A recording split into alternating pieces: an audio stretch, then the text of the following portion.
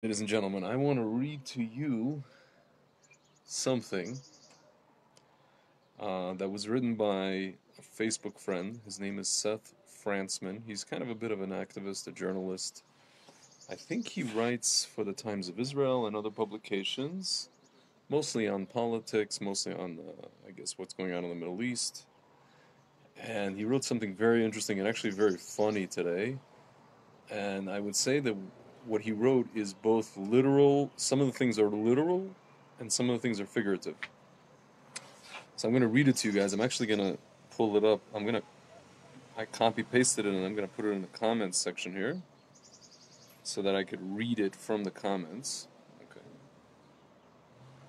Okay, so this is basically the comment. I'm going to read it from the comment section that I just posted here. Okay.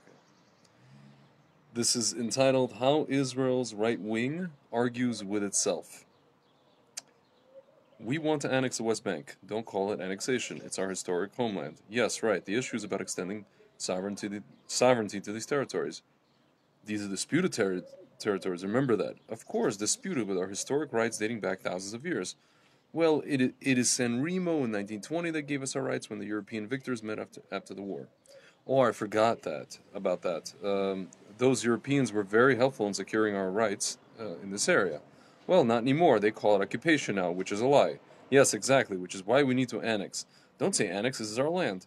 Right, I meant like we've controlled it for 50 years, not occupied. It's disputed and it's ours because of our ancestral rights dating back thousands of years, and then given to us by Europeans in San Remo. But since then, Europe has no say over it. But it leaves me with one thing that I don't understand, since it's ours and we have rights to it, and it was ours since San Remo in 1920. But then why didn't Israel's government extend its sovereignty or laws over in 1967? Oh, well, I don't know that. But as you said, it's not annexation, it's ours. So why didn't we make it ours when we had 50 years to do so? When we had 50 years to do so, why did we treat it like land that it isn't ours? But we had a right-wing government for a decade, and yet there was no changes in laws in the West Bank. Also, we don't really want to give citizenship to the Palestinians living there. They are not Palestinians, but rather Arabs. There is no Palestine. Right, but then why isn't it Israel? If there is no Palestine in the West Bank, it is Israel. It's the land of Israel. But why don't you want Arabs there to have citizenship, right? When we extend our laws there. No, they must not have citizenship. So then it's not part of Israel. It is. We just don't want the people living there. We want the land, but no people. We want to extend extend law just around those areas where Israelis live, which is Area C. I see. So we don't really want this disputed area in its entirety, but we also don't want a Palestinian state, and it's disputed, and it is disputed, and we are disputing it with a non-existent state. Right, there is no real dispute, it doesn't exist, that's why we can't annex it. So there is no West Bank, exactly. West Bank is a colonial term, it's the land of Israel, it's ours, but we don't want it fully, and most of it doesn't exist in the sense that we don't want to apply laws there, just over some parts, but then we had 50 years to do that, but didn't do it. But San Remo. I see. So what's your point? So, ladies and gentlemen, what I just read to you, these are both, I guess you can call, both literal and what you can call paraphrased or inferred conversations that are being had in the right wing of Israel to this day. These are conversations that have been had pretty much forever among right-wing people such as Bibi and Bennett, and the dog that's barking to my left incessantly and won't stop. Actually, he kind of sounds like he's a member of the Knesset. But in any event, ladies and gentlemen, these are conversations that are being had. So, ladies and gentlemen, how do we get to this point where we're having these conversations? We got to this point as a result of the fact that we are basing our existence here on this land on things like 1948, Balfour, San Remo, the World Zionist Congress, all these wonderful things. We are basically trying to be legitimate in the eyes of the world, and what ends up happening is we're basically contorting ourselves and trying to figure out a legal way how to annex something that really has been ours since the time of Avram Avinu, since the time of Abraham. So now we're talking about, let's say, a place like Hebron, where you go and you have something like the cave of the patriarchs, where all our patriarchs are buried except for Rachel, except for Rachel.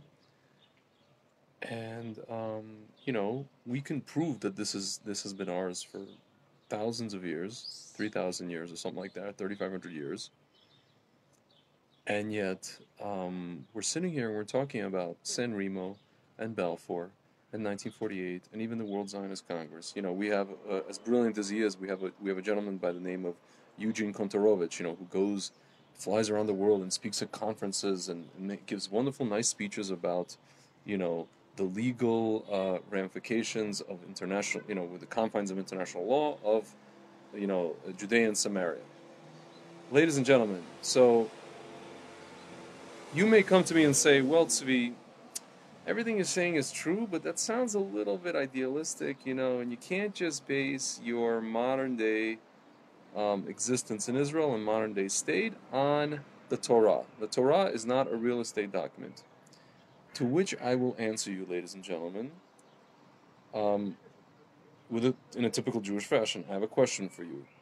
Why would, and it's actually a question that where the answer is contained within the question. Why would a bunch of non-religious, enlightened, so to speak, Haskalah, guys get together in something called the World Zionist Congress in the late 1800s and sit and say to themselves, not all of them, but most of them, the majority of them, say, hey guys, anti-Semitism is a drag. We're kind of tired of it. Let's get the heck out of here. Where are we going to go? So I would say 6 or 7 out of every 10 guys said, you know what, guys? Let's pick up. Let's leave this, so to speak, civilized part of the world, and let's go to a swamp. Let's go to the swamp, which is the crossroads of a bunch of civilizations over history and even now. Let's go to that swamp, and if we don't die on the way, if we get there, God willing, let's try to build a country over there. I know that there was like Arabs and there were Mamluks there, and then there were all these people there, and there were the Turks are ruling there, and the British are trying to do some stuff, and then maybe the French are trying to do some stuff, and the Christians and the churches there. A bunch of people are there. But you know what? We're kind of tired of anti-Semitism, so you know what? Let's go to the one place that they might persecute us even more than they're doing so here. Ladies and gentlemen, does that make any bit of sense to you? The only way that it does make sense is if you actually listen to the words of Rav Kook that he wrote in his book called Orot, what some people call magnum opus. He wrote it about 100 years ago, and I'm paraphrasing here. I can't quote you chapter or verse. I cannot quote you the exact quote. I'm paraphrasing the idea that the neshama of a Jew cannot stay away from Eretz Israel. It cannot stay away from the land of Israel, and it's always drawn to the land of Israel. Why? Because of what it says in the Torah. Because the Torah, what it talks about Abraham, Yitzhak, Yaakov, and all our forefathers, all the people that came before us thousands of years before, the neshama of a Jew cannot reside anywhere else. It doesn't matter if he's enlightened, delightened, deconstructed, reconstructed, underconstructed, whatever he is, he ultimately cannot be pulled anywhere else. If he is, there's something fundamentally wrong with him, or he's just letting his brain get in the way of his neshama. That's really it, ladies and gentlemen. So now we're talking about all of these things. Now we have this conversation about annexation or extending sovereignty. Whatever name, whatever moniker, whatever language you want to use for this moment in Jewish history, where we're basically about to officially retake and reclaim what was ours for thousands of years, not based on San Remo, not based on Balfour, not based on 1967, not based on 1948, or any other, anything modern, so to speak, anything in the contemporary era. It is based on the Torah, ladies and gentlemen. And again, if you wish to tell me the people who founded this state were secular, they were against the Torah, correct. But for some reason they came here and not to Birobijan, right? Siberia, or to Madagascar, which some of them actually wanted. Not Madagascar, I'm sorry. Yes, I think it was to Madagascar or Uganda, right? Madagascar is where where the Nazis wanted to send us, or Uganda, right? Some people wanted to go to Uganda, right, because of the similar climate, whatever it is. Ladies and gentlemen, ultimately, we, even the most secular among us, even the Ben Gurion, David Ben Gurion, who cut the payas of the Yemenite kids in Israel. Sorry, there's a little mosquito who doesn't want me to convey my ideas. Who cut the pace of the Yemenite kids in Israel, understood that the land of Israel is where we have to be. If you ask them why, he said, well, this and that and the other and blah, blah, blah. They can't, they really, even if they can formulate it into language, they wouldn't do so for fear of people thinking that they're religious or, connected to anything Torah or anything spiritual, ladies and gentlemen. But at the end of the day, that's where it comes from, right? So if you guys are asking for legal basis and this and that and the other, ladies and gentlemen, like I just had a conversation with somebody, people who are English language supporters of Naftali Bennett's parties, and I was voicing my opinion, and I was saying that Naftali Bennett, unfortunately, he betrayed the settlement movement. He oversaw, troops coming into these hilltop settlements. I think it was like 2 or 3 weeks ago. And basically dismantling these settlements. And this person shot back at me and said, well, listen, and this person is like pro-settlement. I think they even live in a settlement. And he said to me, well, listen, these places were built without permits and illegally, and, that's when you're supposed to do raids. When are you supposed to do raids, that's when they're done at night. I'm like, well, what are these people? The people that you're raiding, these families, what are they, like Bin Laden? You're raiding Soleimani? He's like, no, he told me, no, but these people are, usually when they're giving warning, they do a violent resistance. Ladies and gentlemen, and then the guy fired back at me. He's like, I think you're very naive about the geopolitics of the region. I'm like, thank you very much. I'm not naive. I have friends that live in places like Adeyad, places like Ish Kodesh, places like, there's a hill called Givat Sheva Sheva Sheva, or also known as Givat Arnon, which is near Itamar. There's a few other places, ladies and gentlemen, which started off as being hilltop settlements, outposts, and over some years, the people who kept building and building and getting dismantled and building and getting dismantled and building over and over, rinse, repeat, eventually they just became settlements that are still there, to the point where I went to an event inaugurating, ATVs that were given by Magen David Adom to this one of these settlements, right? So now it's recognized as a full-fledged town by certain official entities in Israel, and maybe even by the state of Israel itself, ladies and gentlemen. So these things start off as facts on the ground, because why? Because people go there and they understand that it's our land. That fine, you want to say, well, come on, we still need to go through proper channels if we want to build in terms of real estate, just for the real estate purposes, right? It's like if anybody wants to build anywhere, right, in Jerusalem or Tel Aviv, they have to go get, building permits and land permits. But ladies and gentlemen, out there in the yonder, in Judea and Samaria, it's a little bit of a different thing. It's not building permits. It's not a real estate issue. It becomes actually a legal state issue, to the point where these things go all the way to the Supreme Court. And the Supreme Court, which I spoke about with my friend Mordechai Kedar, basically rules this country. Ladies and gentlemen, now we're sitting here and we're wrangling and we're debating about these coalitions and Bennett and Bibi and Gantz and this and that. People are so focused on that, when they're not realizing, ladies and gentlemen, is most of the power in this country is held by one entity called the Supreme Court of Israel. And unlike in America, there are no checks on that court. There's nothing that can check these people, right? In America also there's issues with checking the Supreme Court, but less so, right? In America, the court basically decides whether something is constitutional or not. They're only there to interpret the Constitution. They're not there, so to speak, to, it's called legislate from the bench. But unfortunately, ladies and gentlemen, in Israel, we have a court that essentially does that. It legislates from the bench. Why? Because we don't actually have a formal constitution.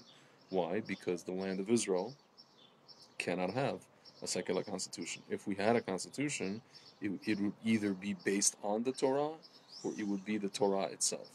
So now, the problem is we can't have a Torah as a constitution, because then there's a lot of people who don't know the Torah or don't really understand what the Torah says, and so they perceive it to be like a thing which would lead us into something akin to an Iran, which is a theocracy, which actually is not true.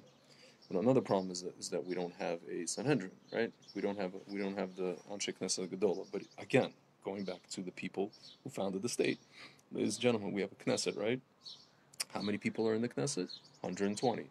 How many people were in the men of the Great Assembly? 120. Ladies and gentlemen, the people who founded the state of Israel, like I said, they may have been anti-religious. Most of them, they may have been, part of what's called the Haskalah, the Enlightenment. They may have been, anti-religious and this and that and the other. But what they did was it was no accident that they plucked certain elements of Judaism and certain elements of Jewish society, of what was, thousands of years ago, to create a modern state. So now you want to say, well, that's just a watered down thing, and that, and this, and that. Ladies and gentlemen, like the same Rav Kook that I mentioned wrote about how this whole thing is basically a process. The whole Geulah, the whole redemption is a process. Part of the process is very painful.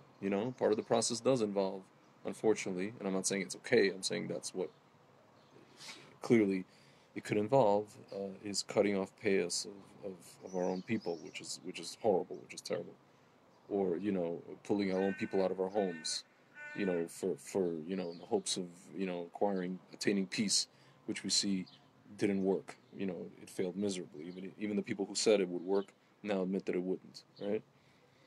Ladies and gentlemen, but the same Rav Kook wrote, our foibles are great, and therefore, because our foibles are great, our problems are great, our consolations are even greater, right? So, yeah, ladies and gentlemen. So, in case you're wondering why we're sitting here today and we're just debating about the West Bank and Judea and Samaria and terminology and semantics, just understand that when you don't have a proper what they call in French raison d'être, when you don't have an understanding of why it is that you're here, and what is the foundation of why you're here and not there, why the Jewish people are in the land of Israel and not in Azerbaijan or in Uganda or in Mars, right? When you don't have when that understanding is not properly over and over ad nauseum articulated by our government, not just by one person in the government, but people in unison over and over again. If Bibi stands up and on the one hand talks about Remo and Balfour in 48, and on the other hand talks about Avraham, Yitzhak, Yaakov, which he has mentioned Hebron in the UN. Listen, ladies and gentlemen, I hate to say it, it's either one or the other. It's either one or the other. Europe, the UN, Remo, Balfour, 48, all these things, ladies and gentlemen, do not give us legitimacy in the land of Israel. They are seminal moments in modernity to which we came back, and we simply used it was a means to an end, legal mechanisms to kind of, it's kind of like, when Yaakov tricked Esav. We basically tricked Esav into coming back into our land, right? Tricked, right? That's really all it is, ladies and gentlemen. But at the end of the day, the foundation is not the foundation. Don't get the trick twisted with the foundation. The foundation, ladies and gentlemen, is the Torah. It is unequivocally the Torah. And if you come to me and tell me, well, you can't use it as a real estate document, ladies and gentlemen, so if I'm not using that, what am I using? What else am I going to use? I'm not going to use what the British told me. I'm not going to use what the French told me. I'm not going to use what the Ottomans said. Ladies and gentlemen, I'm just not. And if you say to me, the international community, this, that, blah, blah, blah, we have to be legitimate in the eyes of the world. Ladies and gentlemen, if it was up to half of the world, not the entire world, the Jewish people would have been long gone thousands of years ago. We would have been wiped off the face of the planet, and who knows what would have been with civilization, period, with humanity, right? That's another conversation. Yeah, listen, ladies and gentlemen, it really doesn't get any more complicated than that. So, what I would advise to all of these people who Seth Frantzman mentioned, the people in the figurative and literal debates about these annexations and what you would call sovereignty, whatever it is, Ladies and gentlemen, I mean, as soon as you clarify your terms, as soon as you come to grips with reality, comes to grips with the truth, with the emet, and then you define and clarify your terms, and you start actually enunciating them and using them and owning them. As soon as that happens, we will stop having these completely asinine, unnecessary debates with ourselves internally. Because what ends up happening is the world, as a result, because of these debates, looks at us, and they look at us, and what do they see? They see a schizophrenic. They see a schizophrenic nation that doesn't know who it is. It doesn't know its you know what from its elbow, ladies and gentlemen. That's what we've been up until this point. We took over our own land in '67. We've been sitting in ambiguity. We don't know our you know what from our elbow. So it's either Balfour 48 and all this stuff, San Remo, or it's the Torah. Ladies and gentlemen, you pick. And these most recent things, you can see clearly, don't help us. They haven't helped us, right? And then all this international law, blah blah blah. It's very nice. It's all very nice in the when you're standing up in the university and you wanna you're having a glass of wine and you wanna look all sophisto and presentable and sophisticated and serious and serious. I'm a serious man, ladies and gentlemen. You want to get serious? Let's get serious. It's all about the Torah, really. It's all about the Torah. Lag Bomer's coming up, ladies and gentlemen. You know, Shimon Bar Yochai revealed to us the secrets of the Torah. This is through the Zohar. But what I just revealed to you guys, it's not a big secret. It's known to everybody. It's just a matter of admitting it to yourself. All right. Lag Sameach, as it were, or Happy Lag Bomer, and catch you on the flip side.